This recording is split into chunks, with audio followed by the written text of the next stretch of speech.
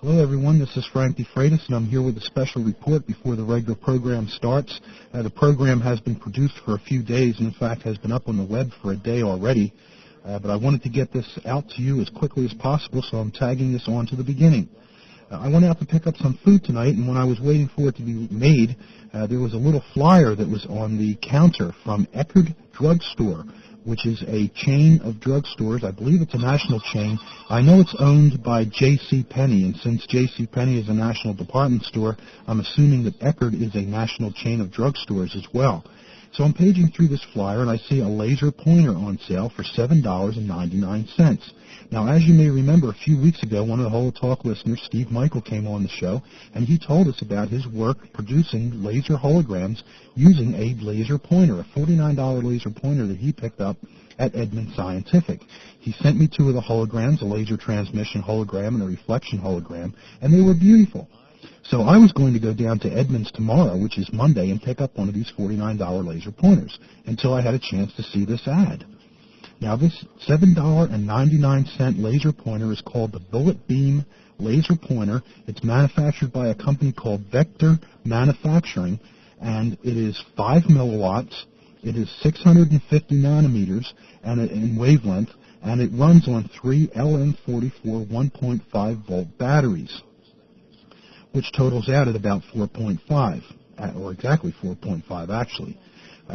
Now here's the exciting part of this. A lot of people think that you should get as close to the wavelength of the helium neon laser as possible to do holograms.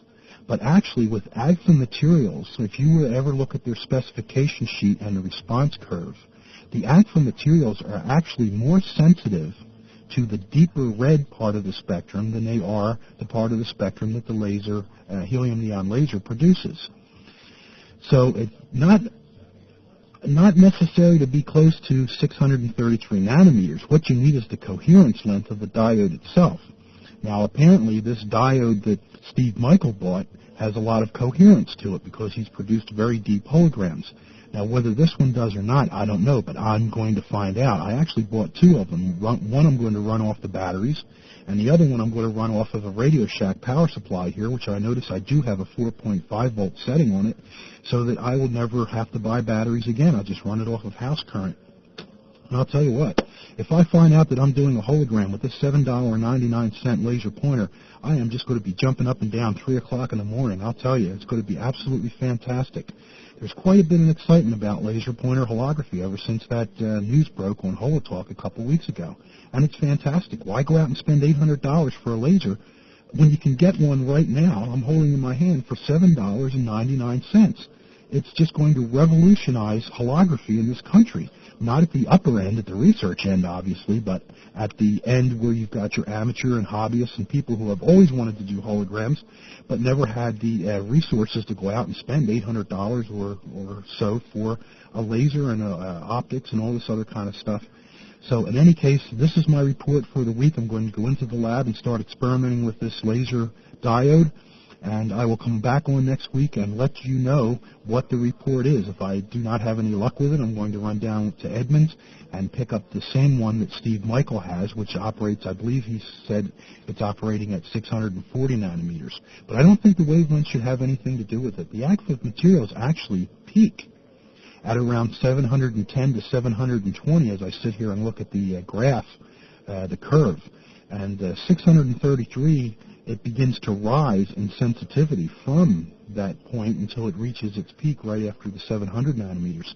So if you've got a 670 nanometer laser diode, even though it's dimmer to the eye than the 633, it's still received better by the emulsion on Agfa materials. You've got less of an exposure time because it's more sensitive to that part of the spectrum.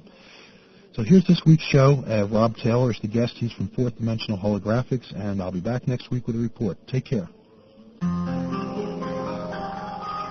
The following is a production of Frank DeFreitas and the Internet Museum of Holography.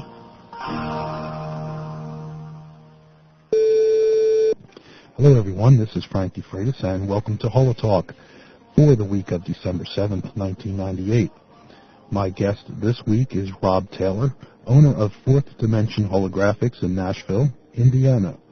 Rob will be filling us in on what's hot this holiday season with holograms, along with a few new directions his gallery and retail shop will be taking, such as his new holographic portrait services. Next week, I am going to replay the Steve Michael interview, due to several requests, one of which is the publication Holography News, which is going to publish the announcement of the program running, so this will give their subscribers an opportunity to log on and listen. As you may remember, Steve is creating holograms using a standard, out-of-the-box laser pointer, and I have to tell you, the excitement about this has not yet died down at all. I'm going to be taking some time for the holidays and family, so HoloTalk will be off the air with new programs until we pick it up again for the week of January 10th, which will then take us all the way through to Memorial Day at the end of May. So what I'm going to do is go through this season's archives, which aren't yet available on the archive page, and grab a few shows, maybe from the beginning of this season in September, and rerun them over the holidays. So let's move on to the Rob Taylor interview.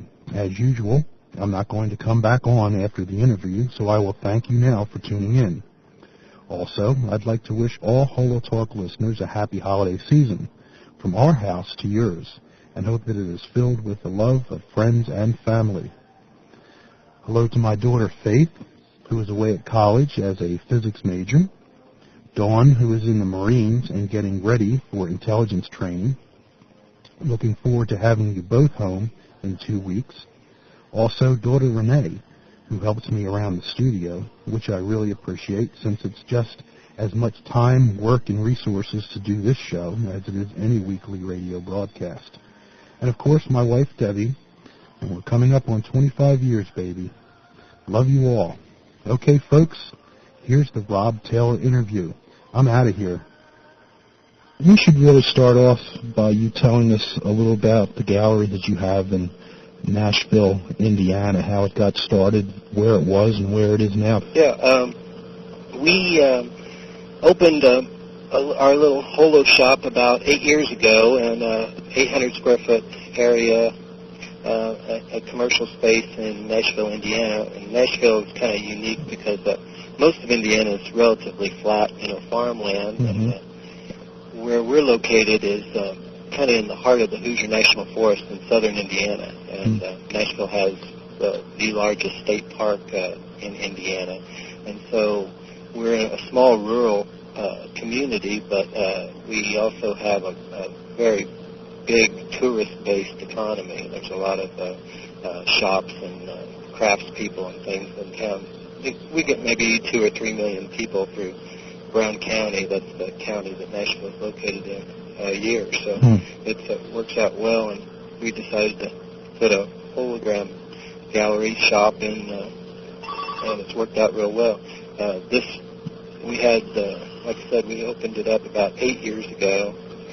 About 6 years ago, we actually put a studio in the back of our shop, and we had a 4 by 8 foot fan table, and we spectrophysics 125 laser and helium neon laser, and we're doing some production of mastering and silver halide work.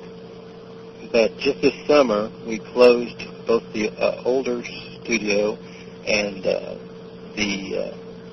our old shop and moved to a 1,700 square foot space. Wow. Got a good opportunity to move into it, and so we expanded, and it's worked out real well. Now, we haven't opened up our new studio yet, but the museum and the gallery and the shop are all open, and it's working out real nice for us. We've got a lot more space, and before we were always kind of cramped, and we've got more room and can display some real nice holograms more aesthetically. It's worked out real well for us. What made you decide to get involved with retail holography out of all the things that you could have chosen? That's a funny thing, too.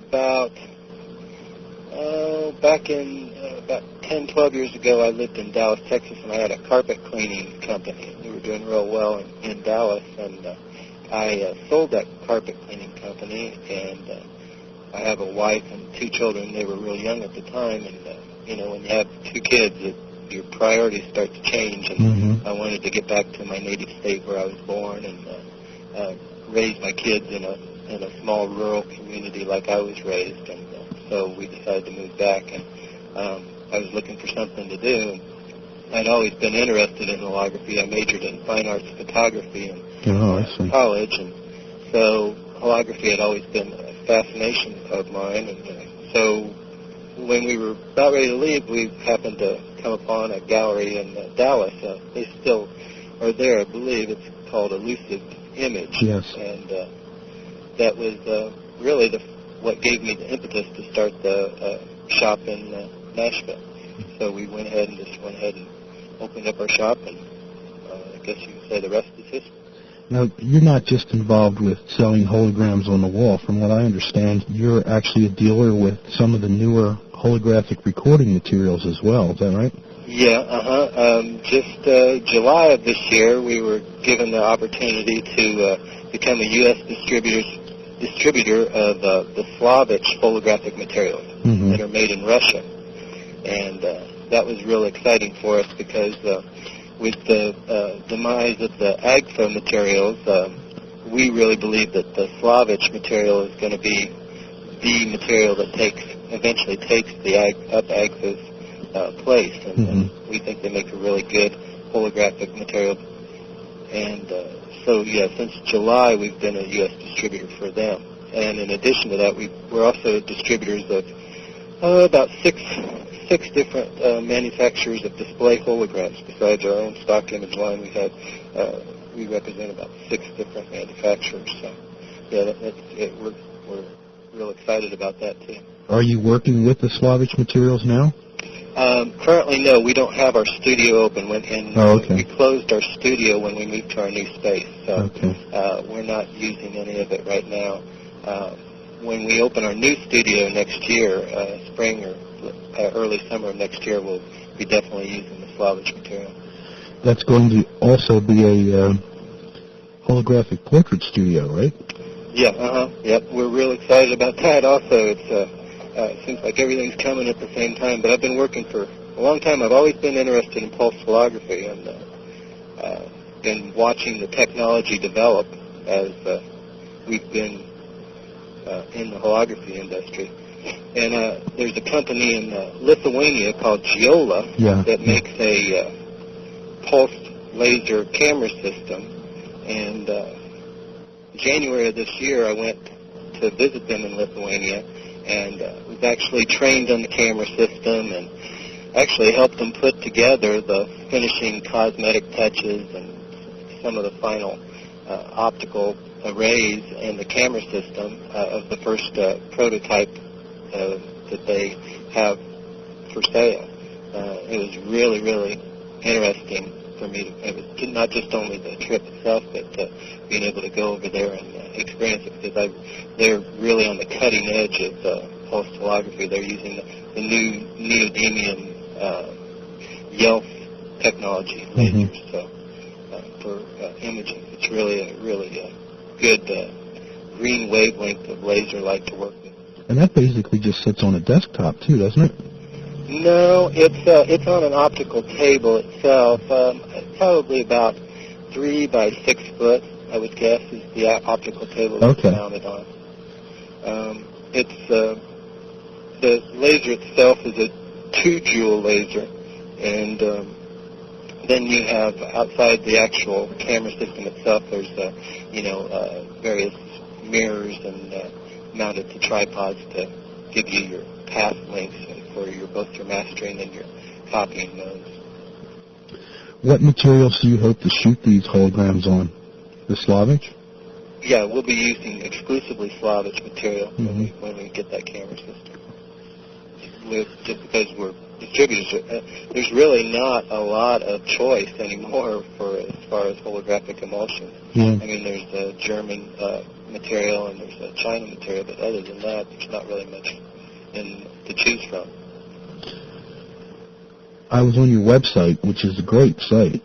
You have a shot on there that I love, which is a 2-channel animated shot of you in the studio doing an exposure. I love that. That was the old studio. That was our continuous wave studio that we had running, and that was just taking one with the lights on and a photograph with the lights on, and then one with the laser on. And lights off. What would some of the listeners find when they go to your website? Why don't you let the listeners know what all you have there? On the website itself? Yeah. Well, it basically lists all our different services. It tells about our gallery and our retail store. Kind of lists some of the holograms, the top 25 holograms that we sell there.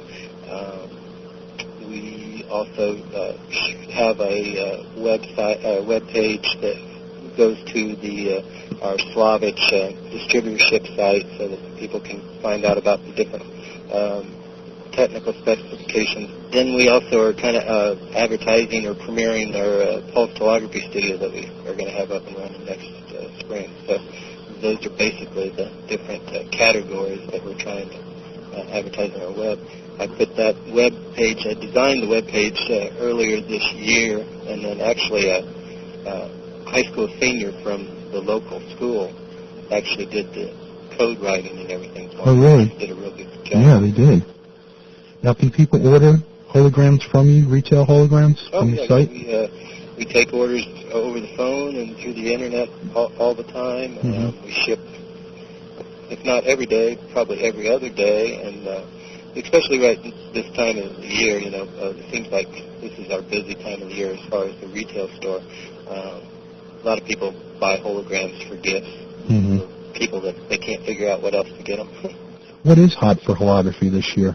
As far as display holograms right now? Oh, let's see. Well, what's moving? The Jesus stereogram, that's always been a hot seller, especially right around Christmas time. And the Star Trek series, both the old prismatic Star Trek series and the Light Trek Star Trek series, those are always been good sellers.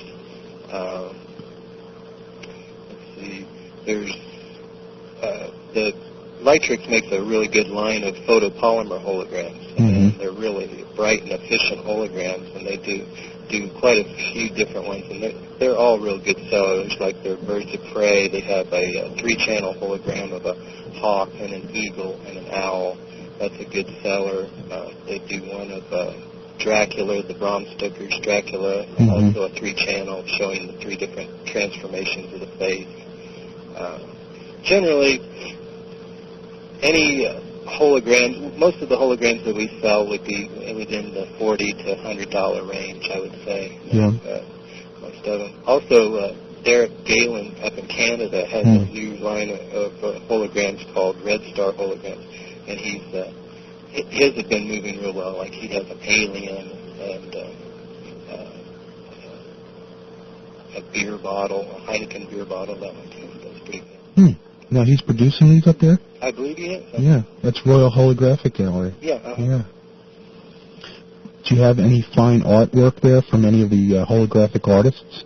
Yeah, let's see. We've got some John Kaufman pieces. Those are real nice ones. I've got a lot of pulsed holograms from Ron and Bernadette Olson. They do some really, really good pulsed holography. They have, to my knowledge, the only other neodymium-based pulse technology for holography here in the United States. Is that the series that was produced by Hughes? Well, those were done on photopolymers, but Hughes, as you probably know, is no longer. They're gone. In the holographic end of it, so most of those have been sold. I have a few photopolymers left, but not very many. Those were really good sellers because they were on photopolymer that you could reduce the cost of them, and they really sold real well. Unfortunately, there's just not a lot of people to be able to produce on photopolymer anymore, and so Ron and Bernadette are all on glass plates right now. Oh, okay. Either using Slavic glass plates or the AGFA millimask plates that's used for photolithography. That's interesting. We've got some pieces that we've just got on loan from other people that we don't sell, that we just put in there as for the kind of like our little mini museum that we have here.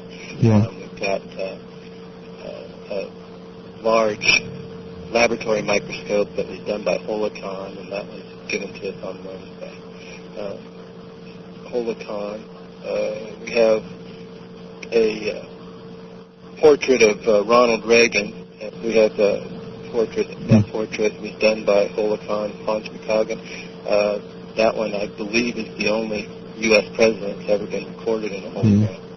I think Jeffrey Murray was actually doing copies for that. Yeah, I think he was. I think he had a few for sale. I don't know if he's still selling those or not. But that was a really lucky thing for us to get because, the value of those will just continue to go up. Yeah. Now, do you own that hologram? Mm-hmm. Okay. We're lucky to get that one. Yeah. That's down in the National Gallery. Yeah, yeah. So, and we've also got some true full-color holograms done by Hans McCagan again. We've got about 8 or 10 of those. Some of his experimental plates that were just of different subject matter where he was using a panchromatic plate and 3 different lasers and being able to record static objects. And that was a continuous wave setup, and those are real nice. We actually sell some of those plates. Well, for anyone who may be in the area of where your shop is located, why don't you give some information as far as your hours of operation and different things like that for the holiday season? Oh, okay, sure. Well, we're generally open from 10 until 5 during the week, and then on the weekends, like Friday and Saturday, our hours are extended in the evening till about 7 generally.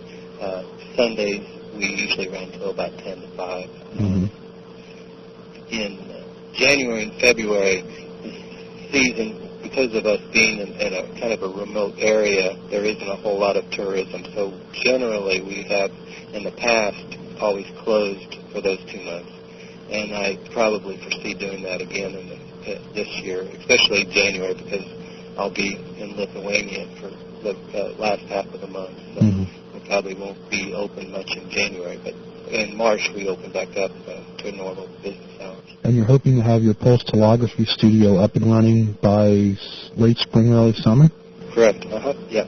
We're going in January. My laser engineer and I, we're going, I think it's the 18th of January, and going back to see the folks at Giola and actually get this thing wrapped up. And hopefully we'll be the first company in the United States to actually have one of their JPXJ systems. And so we'll be a representative for them, and hopefully, be able to be up and operational by, like I said, early summer is our goal.